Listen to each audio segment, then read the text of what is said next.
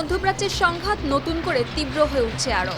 লেবাননের পূর্বাঞ্চলে ইসরায়েলি অভিযানে অন্তত ৪১ জন নিহত হওয়ার খবর দিয়েছে দেশটির স্বাস্থ্য মন্ত্রণালয়। হামলায় আহত হয়েছেন আরও প্রায় ৪০ জন। দেশটির স্বাস্থ্য মন্ত্রণালয় জানায়, পূর্ব লেবাননের বালবেক জেলার নবিশিদ শহর এবং আশপাশের এলাকায় ইসরায়েলি অভিযানে এই হতাহতের ঘটনা ঘটে।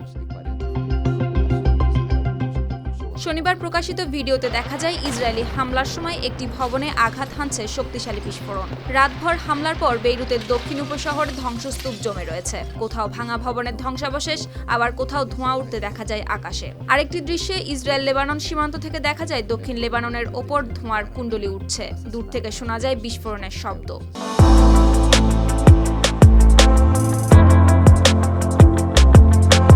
লেবাননের সশস্ত্র গোষ্ঠী হিজবুল্লাহ দাবি করেছে, সিরিয়া সীমান্তের দিকে অগ্রসর হওয়ার চেষ্টা করায় ইসরায়েলি সৈন্যদের সঙ্গে তারা লড়াই করছে। তবে এই ঘটনায় এখনও আনুষ্ঠানিকভাবে কোনো মন্তব্য করেনি ইসরায়েলি সেনাবাহিনী। বিশ্লেষকদের মতে, যদি তথ্যটি নিশ্চিত হয় তাহলে এটি হবে নভেম্বর ২০২৪ সালের পর লেবাননের ভূখণ্ডে ইসরায়েলের সবচেয়ে গভীর সামরিক অভিযান। ওই সময় দেশটির উত্তরে ইসরায়েলি বিশেষ বাহিনী হিজবুল্লাহর এক সদস্যকে গ্রেপ্তার করেছিল।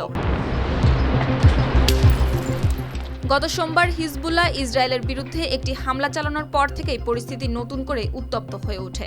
গোষ্ঠীটি জানিয়েছে, ইরানের সর্বোচ্চ নেতা আলী খামেনির মৃত্যুর প্রতিশোধ নিতেই তারা এই হামলা চালিয়েছে। এর প্রতিক্রিয়ায় ইসরায়েল লেবাননের ভেতরে বড় ধরনের প্রতিশোধমূলক অভিযান শুরু করেছে। ফলে মধ্যপ্রাচ্যের এই সংঘাত আরও বিস্তৃত হওয়ার আশঙ্কা তৈরি হয়েছে। সুপ্তি রায়, RTV।